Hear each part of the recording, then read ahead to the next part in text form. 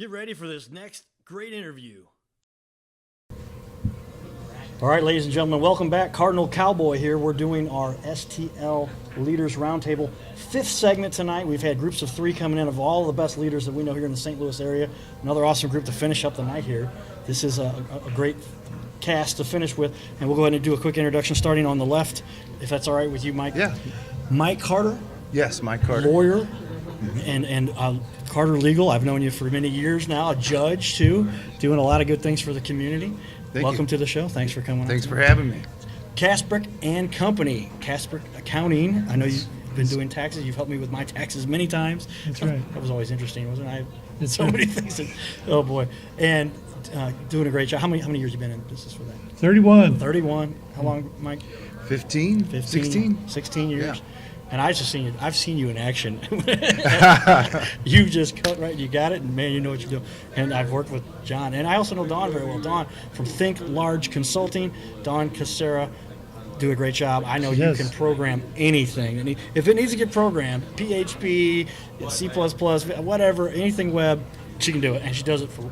I think you should triple your prices, but we'll talk about that some other time. So welcome to the show. Thanks, you guys. Thank you. So You're welcome. We talked a little bit about, and we tried to move each segment around a little bit, and we talked about how sports is an impact, how the Cardinals have an impact.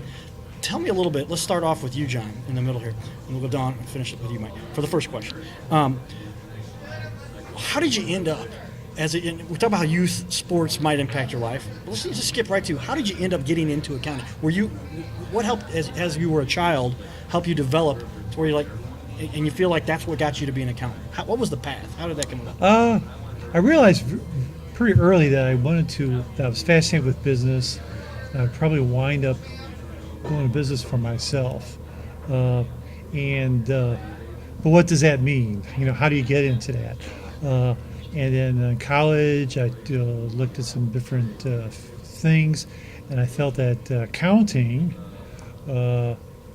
would give you the technical background in order to have the nuts and bolts in order to succeed in business. A lot of the other things you could pick up on your own, but accounting, I felt like was like get the right technical skills to run a business. I thought that was the way to go. And then you can run any business. You could be a part of any business. That's as an correct. accountant, you're like, hey, they all are going to need an accountant. That's correct. That's correct. And Well, it's something most people don't want to have to have that expertise. That's So correct. Well, you could even running a business if you understand. That's not accounting. If you understand the fundamentals of the finance behind accounting, you would be, irregardless of what type of business you're in, you would. It would give you good tools to be able to succeed. Better be able to add and subtract correctly, or you're going to be out of business. That's right. That's right. Were you always a numbers guy? Were you in calculus in 4th grade? Or No, actually, believe it or not, being a good accountant these days, you aren't necessarily. It's analytical field, but it's not necessarily mathematical. Is it knowing the field. law as much as anything? Yeah, it's more like knowing the law or Right. knowing the certain algebraic formulas. I know this sounds kind of geeky. Certain algebra, how it affects business. That's Yeah, I know there's all kinds of ways you've got to. Trump has some great lawyers, they argue, right? Yes, they do. He's had to because of all the money he's made. And how do you deal with all of that? Good stuff. Thank you, John. Dawn, I know you started off. You've programmed big things for big companies. Now you've been consulting for a long time. How did you get into it? What when you were a child? What did you say? Oh, this is what I want to do. No, I just remember being very analytical as a child, and also, doing things like taking radios apart and putting them back together. A girl taking apart radios. Okay. Yeah. I didn't see that as much. And I've always been a tomboy, and so when I graduated college, I got a psychology degree, which makes it really great with marketing. Right. But then when I took the graduate record exam, I scored so high in logic, they said, you need to be a programmer. And I said, well, I didn't really want to be a programmer. I thought I'm going to be a statistical analyst. Yeah. So I actually went into that and then worked for companies like IBM and Caterpillar, Square D, big companies like that for, I'm not going to tell you how many years. You're in your late 20s also. I'm in my late 20s. Right. And so then I just went out on my own. Okay. You know, And now you've been doing it for a because long time. because and I call it Think Large Consulting because I worked for big companies and I can teach now small companies how to think large and grow. Right, and it's so important these days. The big companies used to be the only ones who could afford all these big programs and all the programmers and all that Right. stuff, and now it's really coming down. That's really what the company I work for has put together, and it's been great to really help small And businesses. that's a great product. Put it all into one suite. It is, and we felt. I know you helped me with a lot of clients when they have technical things. I'm like, Dawn can help you with that I stuff. love that She's system. good.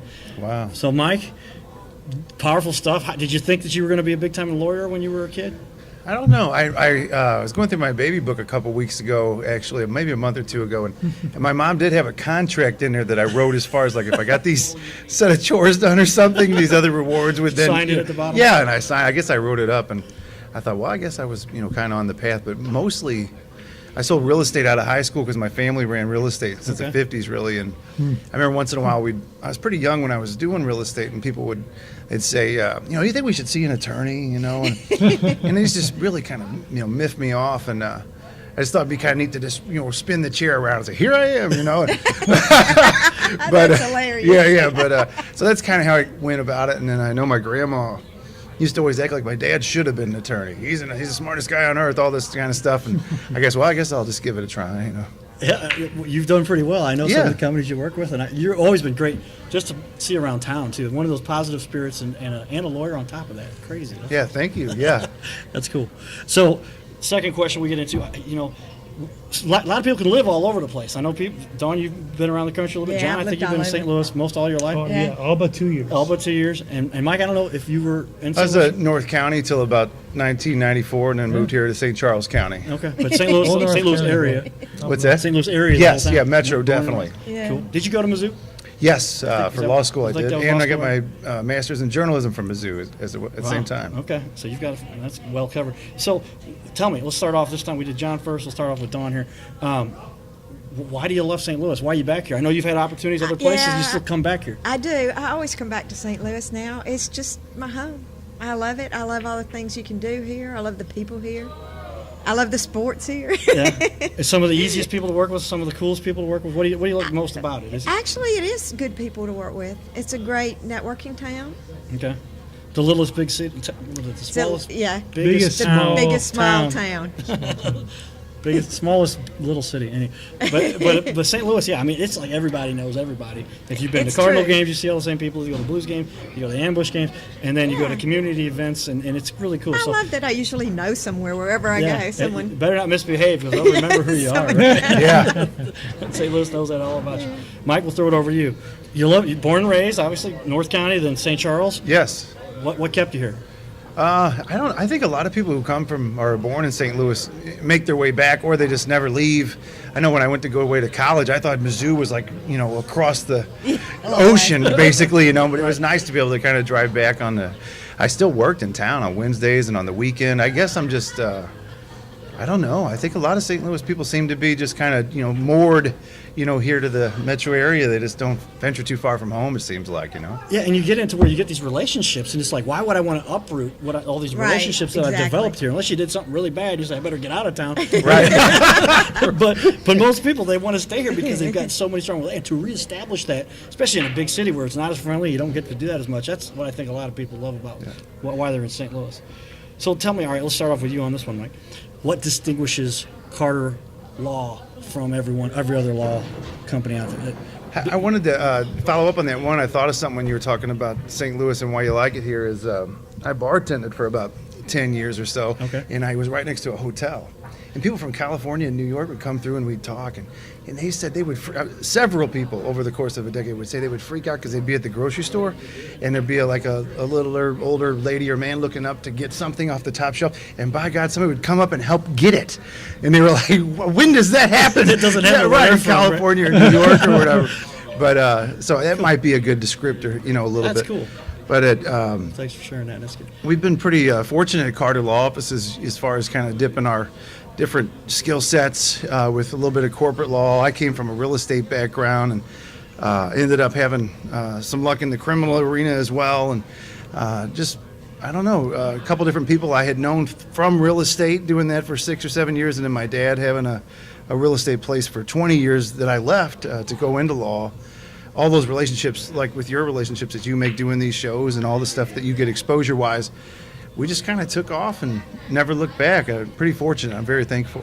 Well, I know you've been so well regarded in the whole community. Judge, you have to be selected and elected for that, right? Elected, yeah, out in Winsville. And you've run for office there and to win that. And that's kind of cool. But I mean, just as a lawyer, I just talked to some of the circles around town. They're like, "Ooh, Mike Carter, he's kind of one of the big wigs." How do you think you got there? Just doing things right, and being out there. I know you do a lot of internet stuff and keep connected in the community. What do you think it is that really sets you apart? I would, unfortunately, I think I would say that if you've got a potential to almost aggravate in the legal field, so if you'll take it just one step too far, like you just won't, like you want to negotiate and you want to compromise, you want to figure out solutions all the time. I mean, that's the way of the world, right? But if you'll just once in a while where you're just like, dude, this is not the time to compromise. We're taking it to the mat. And if you do that once, twice, 20 times, I think eventually people start calling you more and wanting you on their team. It's probably a little egotistical, but I do think that you almost have to agitate sometimes a little bit to be good at what you're doing. Well, they talk about if anybody's ever going to separate themselves from the crowd, do something crazy like wear a baseball uniform and a cowboy hat to the Cardinal game, Right. You're going to get some grief. Yeah. There's going to be some people that get a little unsettled by that, but it depends what you're trying to do with it. And so I go out and try to help, Oh, you do a fantastic talk a little bit job. about what we do in the community. And I think you've done a lot of that.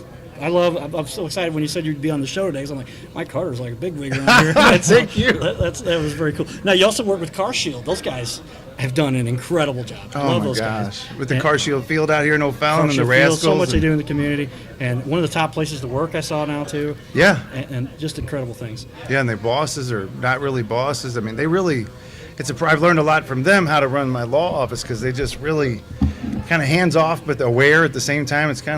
I've really learned a lot from them. That's for sure. Well, great job there, and we love what all you've done in the community. Thank Keep you. it up. We'll talk more about how we'll integrate more of this stuff. You've given me some of these ideas, and this just kind of popped up, and I said, let's do it. And I thought back, I'm like, I think this is kind of what Mike was talking about. Yeah. Like, put it all together. So that's cool. So, John, Yes. tell me what it is. What sets Casper County apart? What is it that makes you? Why do you think you've gotten to that level to where you're one of the best? And you've been around 30 years now. 30 years, and What? partly part to your help is I have the number 2 website in West County. I don't know what number 1 is. It's probably one of those teen bloggers or something like Well, that. So in it's terms, you so talk about the many- rankings for people when Yeah, they number of- I know yeah, we've so programmed a lot of there that you to go. make back in the day.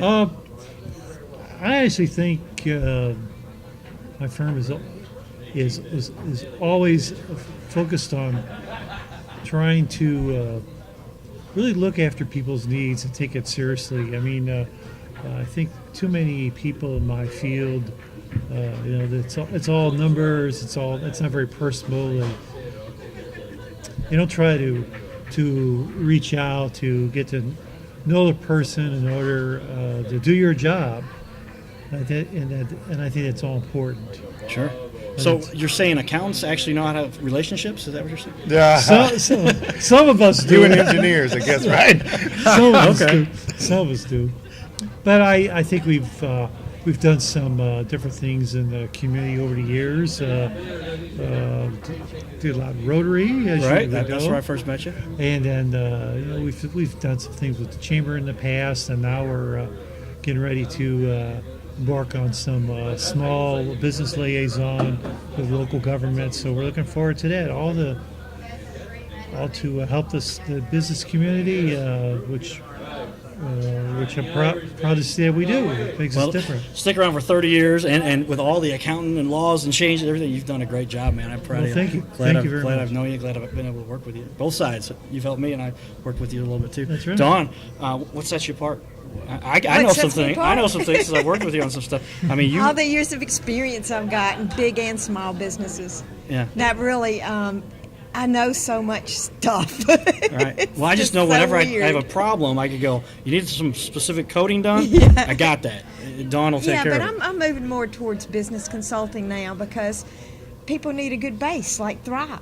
Yeah, yeah, You know? and that's it's And it's unbelievable. hard to do marketing. It's cool. I don't have to say on that. You've actually know. you're using the software. I've I know. even written CRMs. You know that. and I've worked with large company CRMs, and I've worked with all the small ones. and Infusionsoft, companies like that, and I like Thrive better. Okay. I work with it, and I run a marketing company. Infusionsoft's a great program too. A little Right. different. It's just I love because I have to compare all the competitors, and I have stuff I put out there. And I hear about another one, and I break it down. And I have a I client. know. I have a client literally right now. I won't name them, but they have somebody that they got their web developer after they decided they liked the software. They had me talk to their web developer, and he had already signed up for something else. And I said, I hadn't heard of that one. And I looked at it, and I did a line, apples to apples comparison. I'm like, wow, they're spending what'll end up being the same price to get about half as much. Right. And they have to use 4 times as much to match it to do that, and it doesn't breaks. It's not. There's no comparison. So it's cool, and we've got an awesome thing, and it's made my life easy because this is my thing. People talk about What like are I you was now? carved. Number. I'm ranked number. It depends on the week and which rankings you're looking at. But as far as there's a contest to go on this we get all expenses paid vacation down in Mexico, and it does all the rankings across all the products. Number 2 out of 873. Somebody told me I was at number 1. I didn't even see that one. I moved up a spot. But it's just, I mean, I am terrible at a lot of things. Anybody that knows me very well knows that's very true. Yeah. But you understand how to run a small business, and Yeah. a lot of people, they start a small business because they know how to do something, but they don't know how to run a business, and Yeah. they don't know marketing, and they need somebody that can tie the two together, integrate them. Yeah. It's very And- important. Yeah, and And, that's great to hear because and that's what really makes a difference for a It lot of does, businesses. it They could makes a get big swallowed up by difference. these big companies because they've already automated all these things. They're going to put those things together. Cool. So along those lines, let's talk about it. John, we'll start with you. How has technology changed your business? Now I know you're somebody that's unique. I mean, how many people go, my accountant, he is Quicken certified, right? That's right. And you are, but That's I mean, correct. that's become QuickBooks certified, yeah. QuickBooks certified. Since Sorry. 2005. yes. 2005, and that means you're on kind of the cutting edge, saying, "All right, how does that?" Well, now you can help millions of businesses that have That's right. doing it, but you're certified to go through all that. That and what other kinds of technology? I know I've helped you with some really cool stuff. How has technology evolved these last 5 to 10 years to make such a big difference the way things are done for accountants? Everything has pretty much gone paperless and digital the last 10 years, and even one problem with being with my field is the fact that you have to be reactionary to government because you do a lot of work with government. So that means you have to stand back, waiting for the government to catch up. Right. But, which is very frustrating at times. But even I've seen where, frankly, the IRS is kind of getting their act together, Really? and a lot of the endless paper stream that was so necessary in the past is we're finally starting to see some headway in that. I know that disappoints some of my peers, but I've never been one to like to have a lot of paperwork hanging around. And I understand there's some new requirements for CRMs. I think we're going to follow up with. There's something you've got to upgrade according to some regulations. There's some, both the FCC and the bank regulators, and the Federal Trade Commission too, are all very much insisting upon more security against hacking. Right. And so the multi-layer authentication is all going to become very important. How do you feel that you give back with your business most? Helping the small businesses, doing charity work at all? What is your favorite thing you do? I'd like to. What I get a lot of satisfaction on is either with a small business or individual, that small business trying to, I guess on the most base level, help get their accounting organized so they can make sense of what's going on, but also being a good advisor and helping them give them some tips of advice, make some observations to get so their business is successful.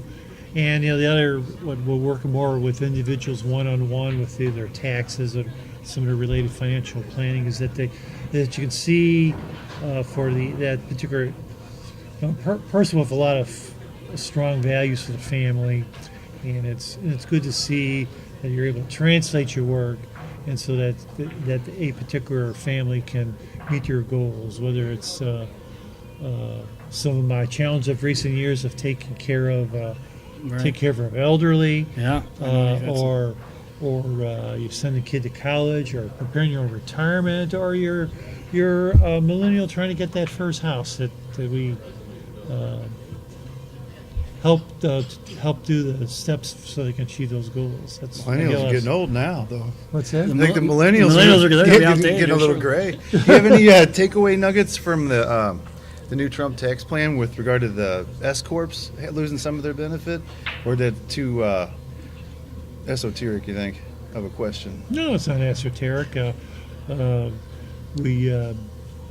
S corp is still very viable. One of the new caveats of the Jobs Act that was passed was the fact that you get the 20% pass through. What that refers to is that S corps are a pass through entity, which means that whatever income is made by the business is passed to the person that owns the business, and that 20% pass-through deduction is a great thing to help with small businesses. Yeah. So there you go. If you A need lot of some people don't even know about it. experts, I didn't even know about that. Thanks for bringing that up, Mike. Thanks for explaining that, John. Great.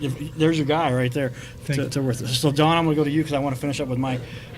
What is it that technology? I mean, what have you seen? Obviously, you know how it affects your business. Have you seen it evolve here in the last 5 to 10 years for the small businesses? Well, it's just gotten where they need help. Small businesses need a team member, someone They that'll do. come in and function and help them navigate that. It's just too complicated today. Yes, There's it too is. many things to know. It used to be you just wrote it down on paper, you turned it into your accountant. Right. You could pull off the receipt and hand them a paper copy. Now everything, that's all gone. What drives me crazy is the people who want everything free, but they're using 5 different, basically programs to put their database in, their contacts, and keep track of them, and nothing's integrated, and they're spending all this time instead of the few dollars it would take to have everything integrated Yep. in one place. That just the mentality of that. I had a gal offbeat again talking Thrive, and she's somebody who actually went out, because a lot of clients, they just don't do half the stuff that you should be doing, right? Right. They'll do the basics to get the books done, but they don't do any marketing, they don't do any emails. Anyway, she had scheduling, she done and put all these together. And I said, just be honest with me, what's it costing your time to integrate these things? And I thought she'd say $100 a month, 75, 2 or 3 hours. Yeah. She said $400 of her time spent integrating course. these separate things, and Thrive puts course. them all into one thing. If you and that's- say less than that, you're not being honest with yeah, yourself. I have an analysis sheet that I put that in, and I didn't really make that number high enough. And I show here's all what you spend, and I break it down for people, and that number needs to be a lot higher because Yeah. on its own, it could cost what the biggest program we've got does on it, and just throw everything in. So that's it. Appreciate that. All right, Mike. Last comment of the night. Wanted to give it to you. Thank you. I appreciate you coming on.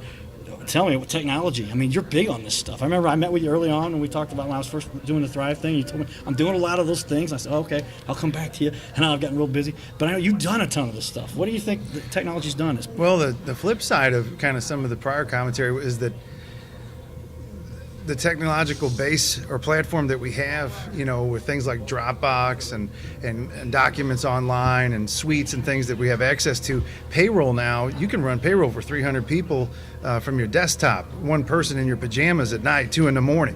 You can fire up your 401k, it costs a little bit, go to the website, set that up. I mean, as far as an entrepreneurial landscape that's beneficial right now, I think that it's the easiest time to be a small business owner right now. I don't know if that necessarily means you're going to blow up and end up having 500 employees, but if you're going to run a cleaning outfit, if you're going to have a tire store or something like that, all the things that you used to have to pay that would nickel and dime you to death, like she had touched on or alluded to, those things, many times, if you've got the wherewithal yourself and the time, you can run your own little system better than you ever could, even just 5 That's years right, ago. yeah. Well, those That's big true. systems weren't available. I worked at Anheuser-Busch for 10 years and managed email systems. And literally, email was kind of on its own. If you wanted your own website with your own, at CasperAccountants.com, well, that's a whole setup, and you got to get this, and how much is the mailboxes and all that.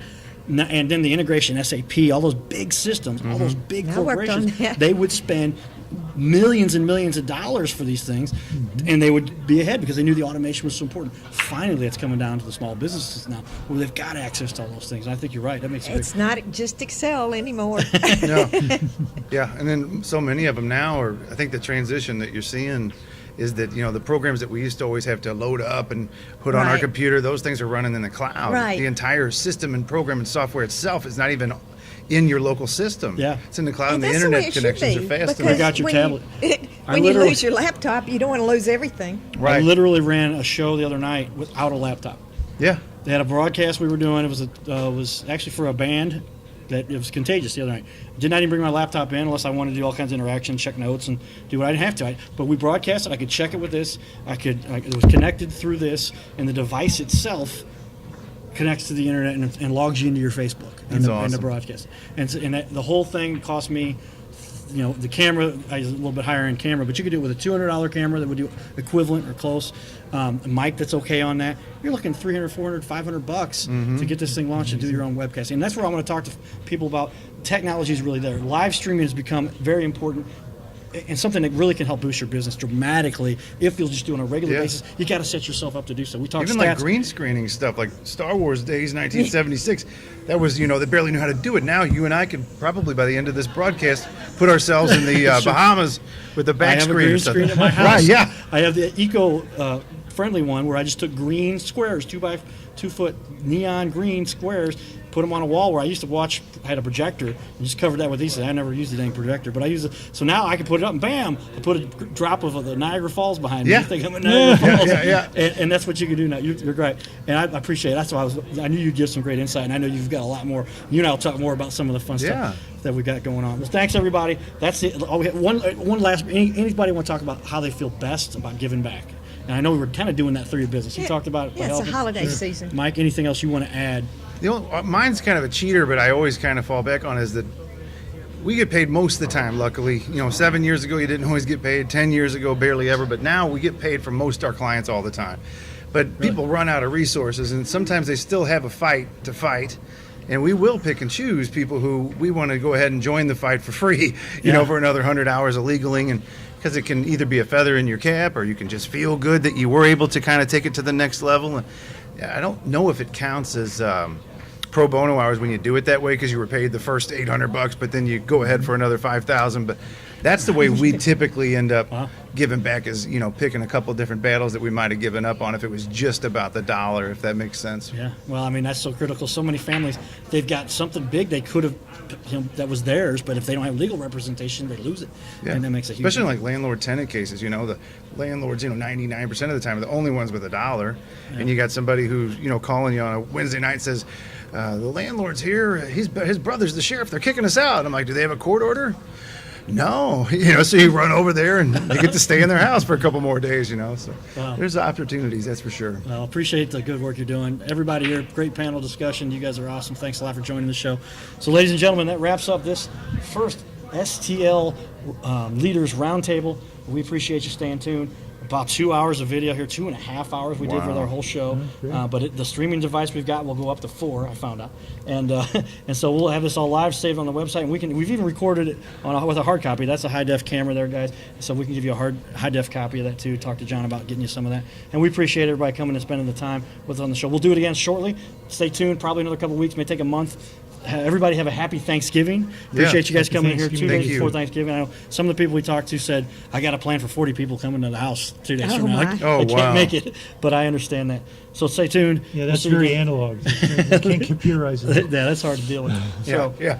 we appreciate you guys. We'll see you soon. Stay tuned. Check us out again. This is the Cardinal Cowboy. Giddy up. Thank you. Giddy